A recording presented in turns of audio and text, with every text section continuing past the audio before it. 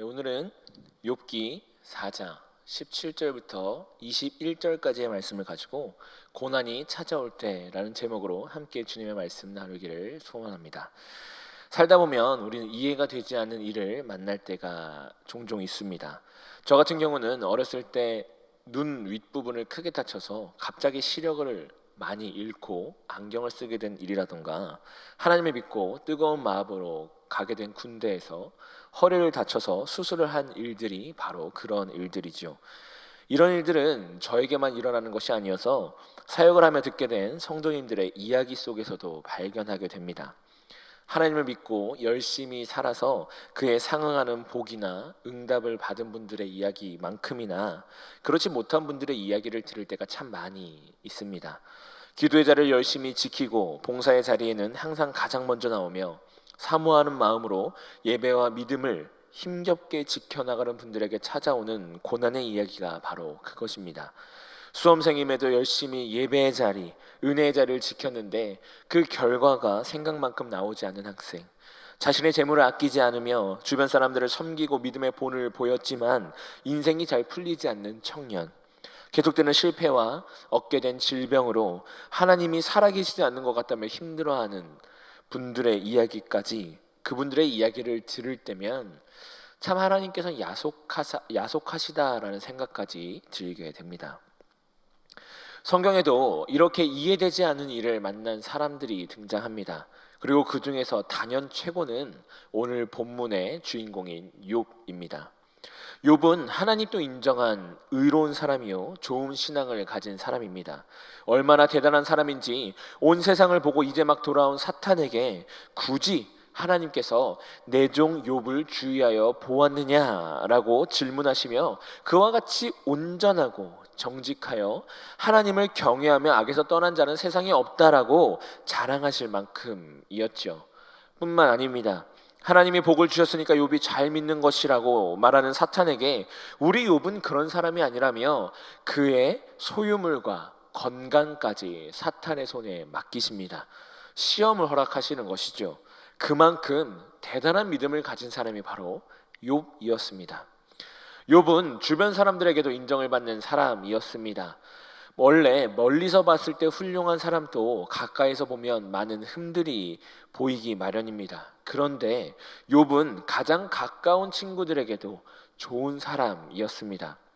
욥이 모든 자녀와 재산을 잃고 그의 아내마저도 욥을 비난하고 조롱할 때에 그런 욥에게 찾아온 3명의 친구가 있었습니다. 엘리바스와 빌닷, 소발이 바로 그들이죠. 그 중에서 엘리바스는 욥기 4장 3절과 4절에서 이렇게 욥에 대해서 이야기를 합니다. 보라, 전에 내가 여러 사람을 훈계하였고 손이 늘어진 자를 강하게 하였고 넘어지는 자를 말로 붙들어 주었고 무릎이 약한 자를 강하게 하였거늘. 욥은 사람들이 바르게 살 수 있도록 훈계한 사람이었고 지치고 약해진 자를 강하게 했으며 넘어지는 자를 말로 힘을 주고 붙들어주며 무릎이 약한 자를 강하게 한 사람이었습니다. 거기서 끝이 아닙니다. 엘리바스가 6절에서 말하던 욥은 그 삶의 자랑이 하나님을 경외하는 것이었고 그 삶의 소망이 온전한 길이었던 사람이었습니다.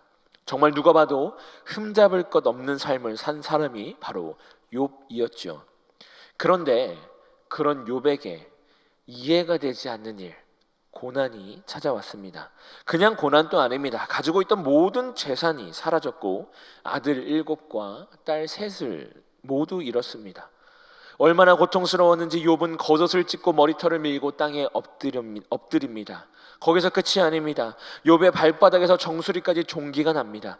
너무나 간지러워서 재 가운데 앉아서 질그릇 조각을 가져다가 몸을 긁고 있자 그의 아내가 그런 욥에게 찾아와 욥을 비난합니다. 이런 고난 속에서 욥은 자신의 생애를 저주하며 힘들어합니다. 내가 난 날이 멸망하였더라면 이라고 말하며 자신이 태어나지 않았으면 좋았겠다라고 고백하죠.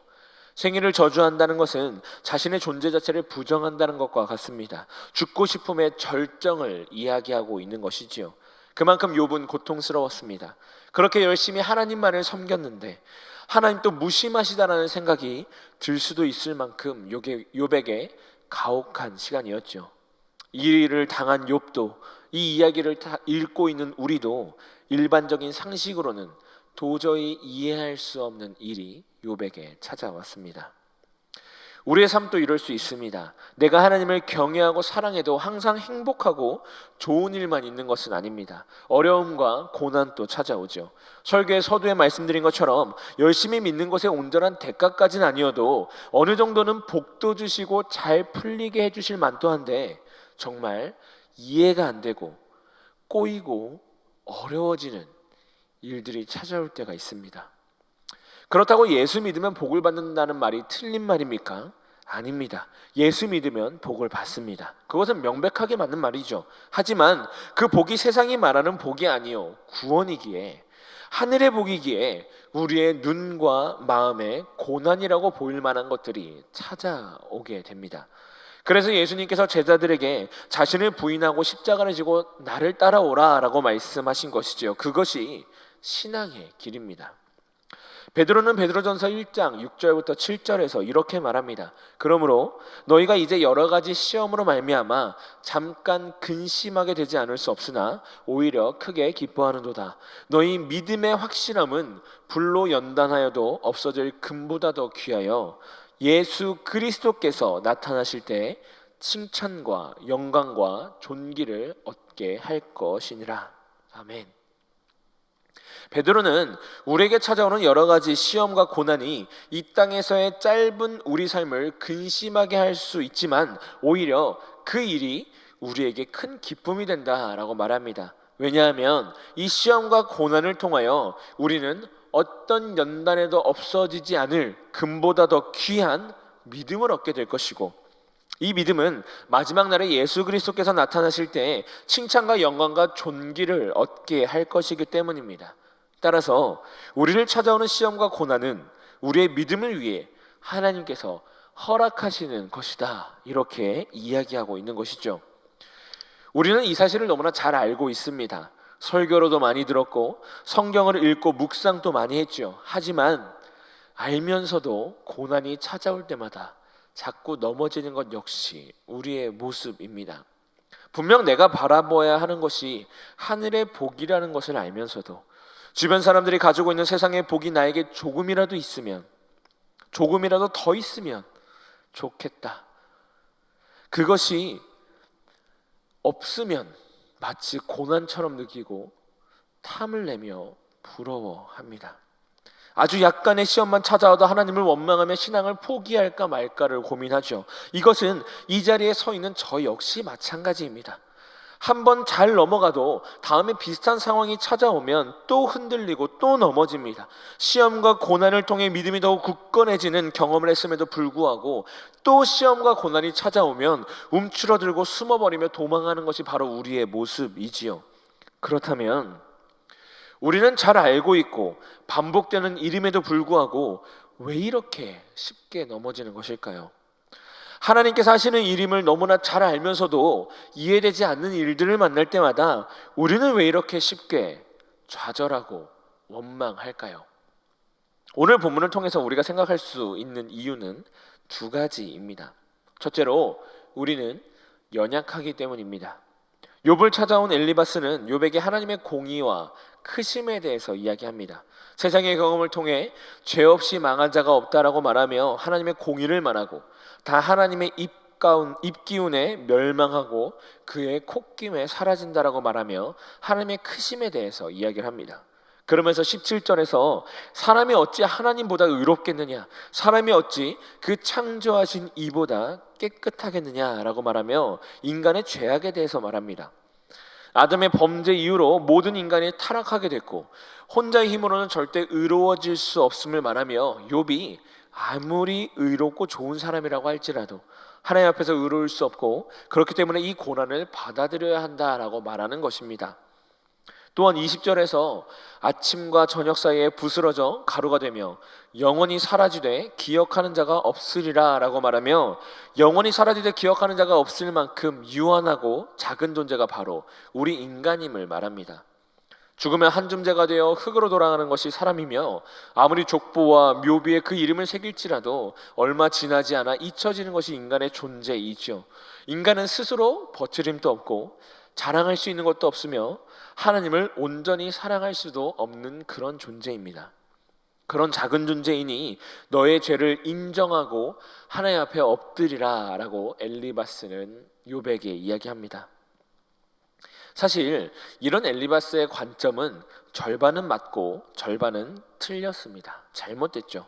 엘리바스는 7절부터 11절까지 가뜩이나 힘들어하고 있는 욥에게 찾아와 말하기를 죄 없이 지금까지 망한 사람이 어디 있더냐라고 말하며 욥 너가 정말 하나님을 경외하는 것을 자랑으로 여기고 소망으로 두며 살았다고 따면 문제가 없었을 것이라고 이야기를 합니다. 엘리바스는 절망에 빠진 욥에게 위로는커녕 너의 죄 때문에 너가 고통당하고 있다라고 말하고 있는 것이죠. 힘들어도 참아라. 그래도 안 되면 너가 잘못한 무엇인가가 있겠지라고 욥에게 말하는 것입니다. 죄 앞에 온전한 사람이 어디 있겠습니까? 거룩하시고 완전하시고 흠없으신 그 주님 앞에, 하나님 앞에 죄 없다고 고백할 수 있는 사람이 누가 있겠습니까?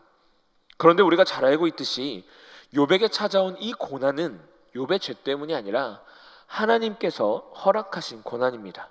지금 욥에게 찾아온 이 고난의 문제는 죄의 문제가 아니라 어떤 상황 속에서도 그 믿음이 흔들리지 않을 수 있느냐의 문제입니다. 사탄이 처음 하나님께 말했던 것처럼 욥이 가진 소유를, 욥의 건강을 빼앗았을 그때에도 욥이 계속 믿음을 지킬까요? 이것이 바로 욥에게 찾아온 고난의 문제인 것이죠. 그렇기에 엘리바스의 이야기 중 죄 때문에 고난이 시작됐다는 이야기는 틀린 이야기고 하나님 앞에서 너무나 연약한 존재라는 것은 맞는 이야기입니다. 절반은 틀렸고 절반은 맞는 이야기이죠. 따라서 우리는 이 공의 앞에서 죄를 지을 수밖에 없는 연약함을 기억하는 것에서 그치는 것이 아니라 그것을 넘어서 존재 자체의 연약함에 대해서 기억해야 합니다. 죄 앞에서 너무나 연약한 존재가 맞습니다. 하지만 모든 고난이 거기서 찾아오는 것은 아닙니다. 더 나아가 우리에게 찾아오는 고난을 통해 우리는 하나님의 인도하심과 손길이 아니라면 그 무엇 하나도 얻을 수 없고 누릴 수 없는 존재임을 기억해야 합니다. 주신 이도 여호와시오 거두시는 이도 여호와시오니 여호와의 이름이 찬송을 받으실지니이다 라는 욥의 고백처럼 우리는 우리에게 찾아오는 고난을 통해 우리가 가진 모든 것이 하나님의 은혜임을 깨달아야 하는 것이죠. 이런 하나님의 은혜와 그 은혜 없이는 살 수 없는 연약한 존재라는 그런 우리의 존재를 놓치고 잊을 때 우리는 고난이라는 돌부리에 걸려 넘어집니다. 나에게 주어진 모든 것이, 아니 나의 삶의 모든 것이 하나님의 은혜이기에 나에게 찾아오는 고난과 시험 역시 하나님의 은혜임을 잊게 되면 우리는 고난 속에 허우적대고 하나님을 원망하며 하나님으로부터 등을 돌리게 됩니다. 은혜 없이는 살 수 없는 연약한 존재라는 그 사실을 잊을 때 우리는 정말로 연약한 존재가 되는 것이지요. 따라서 고난이 찾아올 때 우리가 잊지 말아야 할 것은 우리는 하나님의 은혜가 필요한 연약한 존재라는 것입니다. 둘째로 우리는 미련하기 때문입니다. 엘리바스는 욥에게 마지막 21절에서 그들은 지혜가 없이 죽느니라 라고 말합니다. 그리고 뒤에 5장에서는 계속해서 미련한 자와 지혜가 있는 자에 대해서 말하며 미련한 인간이 죄를 짓는 것이 당연하니 고난이 찾아오는 것도 당연하다고 말합니다. 사실 이번에 말한 엘리바스의 말도 절반은 맞고 절반은 틀렸습니다. 잠언에서도 이야기하듯이 모든 지혜의 근본은 여호와를 경외하는 것에 있습니다. 하나님의 지혜는 인간이 절대 쫓아갈 수 없을 만큼 깊고 넓습니다. 더 나아가서 하나님 그 자체가 바로 지혜 그 자체이시죠. 그렇기에 하나님을 알지 못하고 하나님을 경외하지 않는 사람은 지혜가 없는 미련한 자입니다. 세상에 많은 인간들이 하나님을 떠나 지혜가 없고 죄를 지어 죽음에 이르기에 그런 관점에서 지혜가 없이 죽는 것은 맞는 말입니다. 하지만 그런 미련함 역시 모든 고난의 시작은 아닙니다. 아까와 같이 죄가 모든 고난의 시작이 아닌 것처럼 이 미련함 역시도 모든 고난의 시작은 아니죠. 죄에 따라서 고난이 찾아온다는 엘리바스의 말은 사랑과 자비와 긍휼의 하나님은 저 멀리 뒤로 두고 우리의 죄를 묻고 심판하는 하나님만을 이야기하는 것입니다. 그 순간 하나님의 조건 없는 은혜는 사라지고 개인이 잘하면 구원받는 행위 구원이 되고 맙니다. 고난은 하나님의 손에서 벗어난 철저히 미련한 인간의 선택에 대한 결과이며 우리가 할 수 있는 것은 엎드려 비는 것밖에 없다고 말하는 것이지요. 그런 의미에서 엘리바스의 말이야말로 정말로 미련한 말입니다.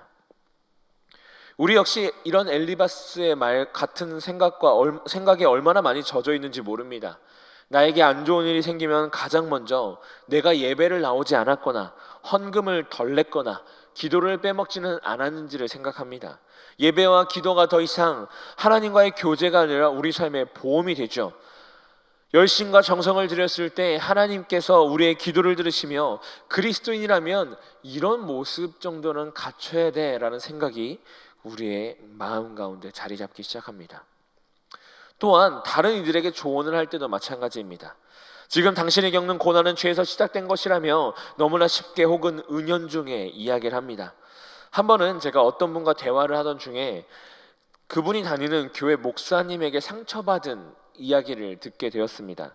자신이 잘 아는 사람이 교통사고로 입원하게 되었고 그분을 신방하기 위해서 목사님을 모시고 함께 병원 신방을 갔다고 합니다. 그런데 그곳에서 목사님께서 말씀하시기를 죄가 많아서 사고를 당한 것이니 회개하라 라고 말씀하신 것입니다. 이 이야기를 듣고 있던 저의 지인은 참 마음이 무거웠다고 합니다.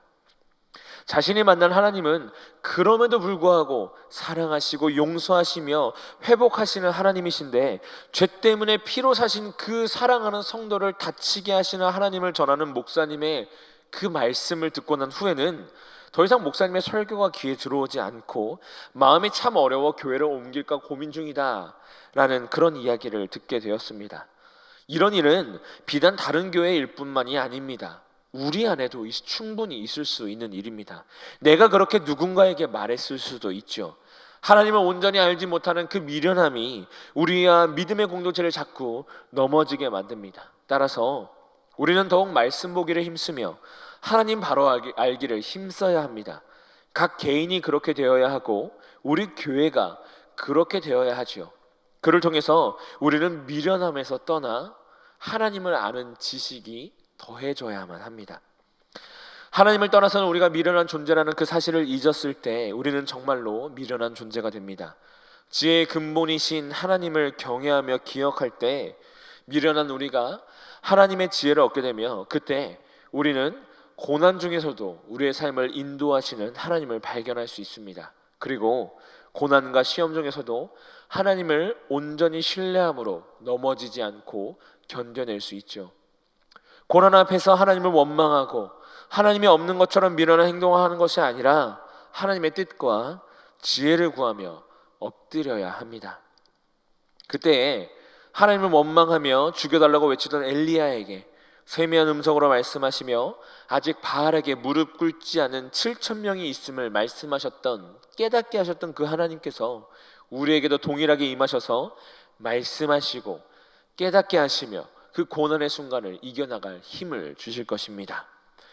성경은 특별히 욥기는 우리에게 고난을 만났을 때 우리가 만난 그 고난의 문제는 하나님께 맡기고 우리가 그렇게 넘어지고 살아갈 수밖에 없는 연약한 존재라는 것과 그렇기에 하나님의 은혜가 꼭 필요한 존재라는 사실을 기억하라고 이야기합니다. 우리에게 찾아오는 고난까지도 모두 하나님의 손안에 있기에 고난 자체를 깊이 묵상하며 아파하는 것이 아니라 끊임없이 넘어지는 우리의 연약함을 발견하고 우리를 다시 일으키는 하나님의 은혜를 붙들어야 하는 것입니다. 욥에게 찾아온 고난도 하나님의 허락 안에 이루어진 것이었습니다. 욥에게 꼭 필요한 가정이기에 하나님께서 허락하신 것이고 실제로 욥도 이 시간을 통해 내가 죽게 되어 귀로 듣기만 하였사오나 이제는 눈으로 주를 배웁니다 라는 믿음의 성장을 경험하게 되었죠. 또한 말씀은 우리가 그렇게 넘어지고 살아갈 수밖에 없는 미련한 존재라는 것과 그렇기에 지혜의 근본이신 하나님을 경외하는 삶을 살아야 한다는 사실을 이야기합니다. 우리에게 찾아오는 모든 고난까지도 지혜 그 자체이신 하나님의 미리하심과 계획 안에 있는 것이며, 따라서 찾아온 고난을 외면하고 원망하는 것이 아니라 그 속에서 말씀하시는 하나님을 발견하고 하나님을 더욱 깊이 알아 지혜를 더해야 합니다. 우리가 여호와께 돌아가자, 여호와를 알자, 힘써 여호와를 알자라고 외친 그 호세아의 외침처럼 고난과 시험을 통해 우리 안에 하나님께로부터 멀어진 마음을 발견하고 하나님께로 돌아가 하나님을 힘써 아는 것이 필요합니다. 그래서 하나님은 욥에게 나타나셔서 욥기 38장부터 41장까지 하나님이 얼마나 크고 지혜로우신 분인지를 스스로 소개하십니다. 그런 하나님을 만난 후에야 욥은 42장 2절과 3절에서 주께서는 못하실 일이 없사오며 무슨 계획이든지 못 이루실 것이 없는 줄 아노니 무지한 말로 이치를 가리는 자가 누구니이까. 나는 깨닫지도 못한 일을 말하였고 스스로 알 수도 없고 헤아리기도 어려운 일을 말하였나이다 라고 고백합니다. 고난을 통해 참 지혜이신 하나님을 한 번 더 깊이 깨닫고 믿음의 성장을 이루어낸 것입니다. 바라기는 저와 사랑하는 영동중학교의 모든 성도님들의 삶 역시 욥과 같이 결국 고난을 통해 하나님을 더욱 깊이 알고 그 믿음이 한 뼘 더 자라는 그런 은혜의 삶이 되기를 주님의 이름으로 간절히 소원합니다. 아무리 믿음이 좋은 그리스도인이라도 삶의 어려움은 찾아옵니다. 하나님이 안 계신 것 같이 느껴질 때가 찾아오고 하나님을 원망하며 떠나고 싶을 때가 찾아오며 이해가 안 되는 일들이 나를 찾아올 때가 분명히 생기죠. 그럴 때마다 그 순간도 하나님의 계획 안에 있음을 기억하시고 우리의 연약함과 미련함을 고백함으로 하나님의 은혜와 얼굴 그리고 뜻을 구하시기를 바랍니다. 자신이 태어난 것을 저주할 만큼 아프고 힘들었던 그 욥의 모습을 보시며 하나님께 칭찬받는 믿음의 사람도 저렇게 무너질 수 있음을 기억하십시오. 이토록 칭찬받는 욥도 그토록 연약하고 미련한 존재였는데 하물며 우리는 어떻겠습니까? 그런 나를 우리 삶에 허락하신 모든 시간을 통해 믿음의 사람으로 하나님 나라의 백성이요 이 땅에 온전한 교회로 세우시기 원하시는 하나님의 마음과 그 손길을 은혜와 인도하심을 기억하시며 살아가시기를 바랍니다. 우리에게 찾아오는 모든 고난과 시험은 하나님의 손 안에 있습니다. 그리고 그 고난과 시험을 통해 하나님은 우리를 믿음의 사람으로 만들어 가십니다. 우리는 연약하고 미련하기에 넘어지기도 하고 좌절하며 원망할 수도 있습니다. 괜찮습니다. 넘어지셔도 괜찮고 좌절하셔도 괜찮습니다. 그것보다 더 중요한 것은 우리의 연약함과 미련함까지도 사용하시는 그 하나님을 온전히 신뢰하고 기억하시는 것, 그것입니다. 넘어지셨을 때에도 좌절하셨을 때에도 그 하나님 기억하시며 걸어가시기를 바랍니다. 삶에서 이해되지 않는 길이 그 순간이 찾아오는 그때마다 우리가 하나님의 은혜가 필요한 존재임을 기억하시고 이런 나도 사용하시는 하나님의 인도하심에 소망을 두시며 어떻게 성장시키시고 바꿔나가실지를 기대하심으로 고난의 모든 순간을, 이해되지 않는 모든 순간을 감내해 나가시는 우리 사랑하는 영동중학교의 모든 성도님들 되시기를 주님의 이름으로 간절히 기도합니다. 다 같이 기도하겠습니다. 하나님 감사합니다. 주님께서 오늘도 말씀을 통해 깨닫게 하시고 욥을 통하여 특별히 고난이 그냥 찾아오는 것이 아니라 하나님의 인도하심 안에 그 고난까지도 하나님께서 사용하셔서 우리를 믿음의 사람으로 성장시키시고 인도해 나가신다는 그 사실을 깨닫게 해주심에 주님 감사를 드립니다. 바라옵기는 그 어렵고 이해되지 않는 고난이 찾아올 때마다 우리의 연약함과 우리의 미련함을 기억하게 하시고 그리고 그럼에도 불구하고 나를 사랑하셔서 나를 믿음의 성장의 길로 인도해 나가시는 더 이상 미련한 자의 삶이 아니라 지혜로운 자의 삶으로 연약한 자가 아니라 하나님께 함께함으로 모든 것을 이겨낼 수 있는 자의 삶으로 인도해 나가시는 그 하나님을 신뢰하며 그 하나님 붙잡고 고난의 순간, 이해되지 않는 이 순간 끝까지 이겨나가는 우리 모두가 될 수 있도록 주님 도와주시고 인도하여 주시옵소서. 모든 말씀 우리를 너무나 사랑하시고 고난의 순간까지도 함께 하시며 모든 것 가장 선한 걸로 이끌어 주시고 인도하여 주시는 살아계신 예수 그리스도의 이름으로 기도드렸습니다. 아멘. 하늘에 계신 우리 아버지여, 이름이 거룩히 여김을 받으시오며 나라의 마옵시며 뜻이 하늘에서 이루어진 것 같이 땅에서도 이루어지이다. 오늘날 우리에게 일용할 양식을 주옵시고 우리가 우리에게 죄 지은 자를 사하여 준 것 같이 우리 죄를 사하여 주옵시고 우리를 시험에 들게 하지 마옵시고 다만 악에서 구하소서. 되게 나라와 권세와 영광이 아버지께 영원히 있사옵나이다. 아멘.